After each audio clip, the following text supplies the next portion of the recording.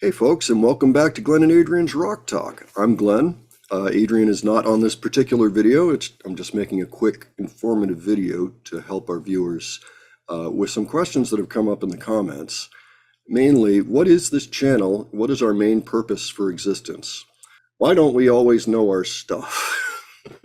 Well, we generally do homework for this channel. However, the idea behind this channel initially was for us to listen to more music from the era that we really love, basically the classic rock era, things that we had missed the first time around.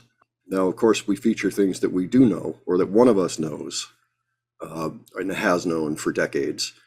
We just did a Motorhead episode where we both are very familiar with the album, and we were just kind of sharing our love for the album. But we initially were supposed to be a reaction channel. YouTube has made it very hard for reaction channels to do well. In fact, it can be very precarious. You may have heard, if you go to other reaction channels, that YouTube and reacting don't really go together. There's the whole music copyright issue, and whether or not there's such a thing as free use, which there is. The question is, how much constitutes free use? Are we talking 18 seconds? Are we talking 10 seconds? Are we talking the whole song? Well, the whole song is basically off the table. Most of these reaction channels make no money because they get demonetized. That's normally what happens when you react to a video.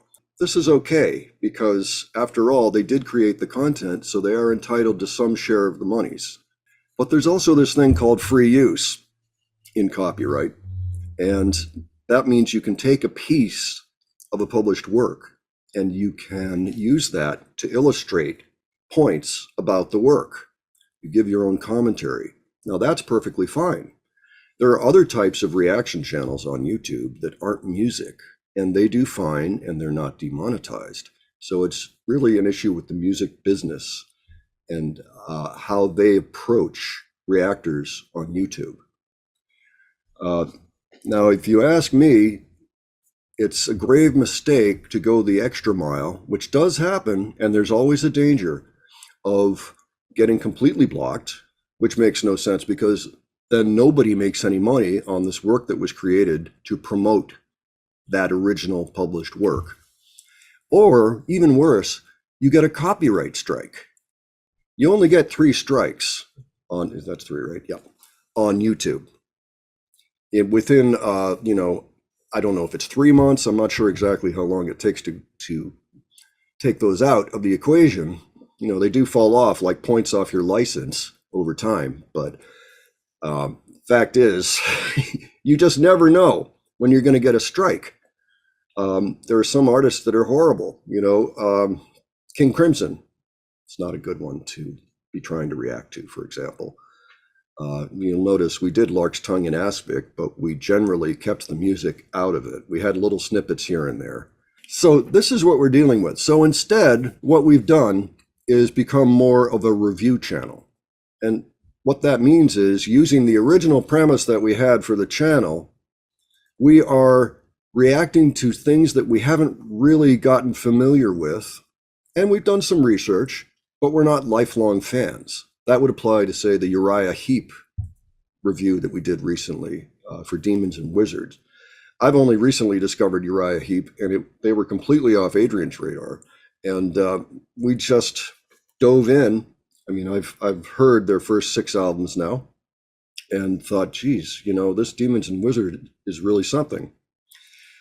And I wanted to get that out there because I figure there's got to be other people that haven't heard this record, even of my age, and that they should. So sometimes we are working things out on screen. We've done our notes.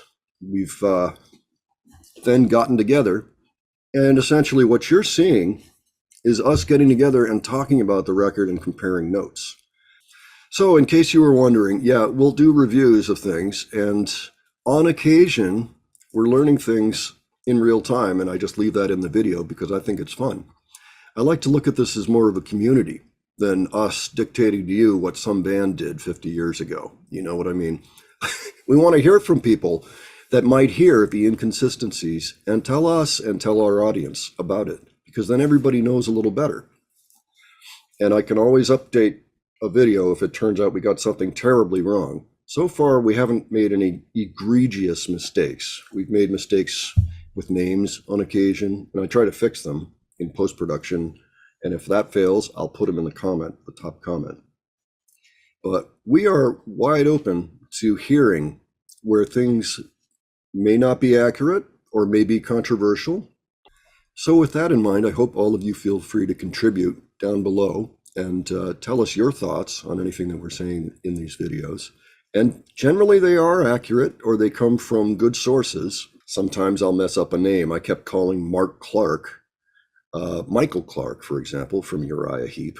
That was a real head slapper later, in the video you can see, I don't like getting those names wrong, especially when they only show up on one song, one pivotal song in a band's catalog.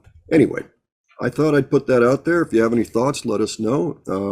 We're coming back Friday with another video. This one's going to be about Thin Lizzy, celebrating St. Patrick's Day. Hope you can join us. All right, take care.